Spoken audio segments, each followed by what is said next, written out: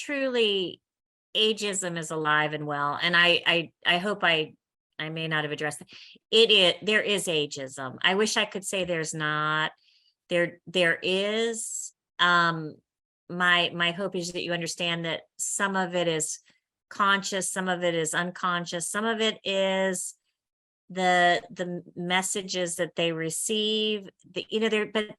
But what I wanted to really start the conversation and keep moving is that we can do stuff to move the needle too. So, I'm not going to be I would say I'm not going to be a supermodel, but did you see that? She's 92. Have you seen her? She's like a supermodel. They just had her out. Her legs are amazing. And did anybody watch not the Super Bowl, the baseball? It was a many sports weekend, and the World Series. Yeah. The coach of the Astros was 73 years old and won his first World Series as a coach. He had been coaching for 25 years, so that means he started at 48. And it was funny, he lost a job. He lost the job, I think, to Philadelphia 2 years ago. And he went home, and his son basically said, it wasn't the right job for you. So here's somebody who's 71 years old playing in a young man's sport, and he just stayed the course. So because he had the skills, and he his players loved him. So yes, there is ageism, but there's a lot of other isms too, and we may not know those because one of the reasons they tell you not to wear perfume to an interview is, because sometimes we wear it too strong, but also if you wear perfume or cologne and that interviewer had a bad experience with with somebody who maybe wore that cologne or perfume, they may just be like, oh, I don't like this person. And they don't even know why. And interviewing and going for a job, you are only as good as your best day. And that interviewer is only as good as their best day. If they're having a bad day, or they just broke up with their boyfriend whose name was similar to yours, whatever, we don't know the reasons behind why we get hired or not. We just have to keep, as hard as it can be sometimes, keep putting our best foot forward, make sure we're not doing things that could potentially trip us up, and just keep going for it. And really defining what we want to do, because we will find a way, but we have to be really, I do ask a lot of people, what is it you want to do?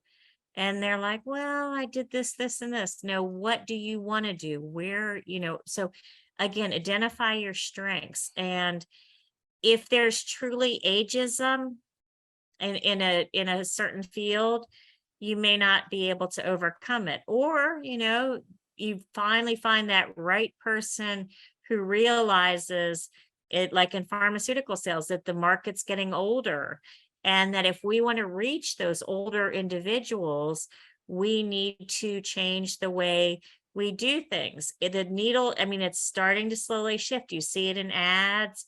You see, Helen Mirren is on the cover of Vogue, and she looks fabulous. We have, she was in Reds with all those older actors, and they're having a grand time knocking people off all over the world.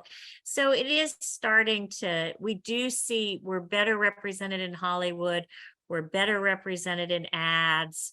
The needle is shifting, but there are some professions that are going to be slow to change. And this was something I found really interesting, and I had to put two and two together, but I was talking to my nephew's sister, my nephew's wife, and she is 30-ish, and she's, she's a doctor, and we were talking about medicine and old people, and she said, we were talking about mandatory retirement ages, And I'm not a big fan of them.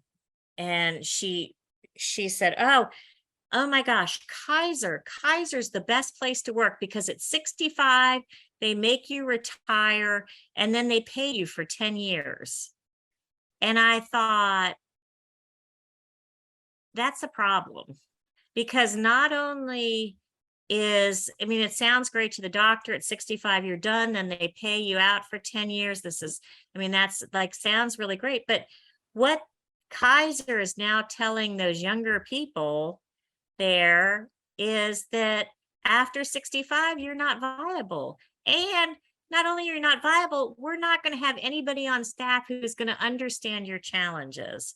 So I actually, this poor girl got me on a survey. She called to ask how my care was with Kaiser. And I said, it's great. And she's like, do you ever feel like you were, not treated well because of your ethnicity? Or I said, well, it's funny, you didn't mention age. And then we had a long call, and I just actually got today a lengthy email asking me for a follow-up for my comments. So, again, there's going to be places that may or may not be ageist, but we don't know, and we're not going to know. We just have to kind of go forward with making sure that we're not giving them any fuel for the fire, and that they're getting to know us and making those best decisions.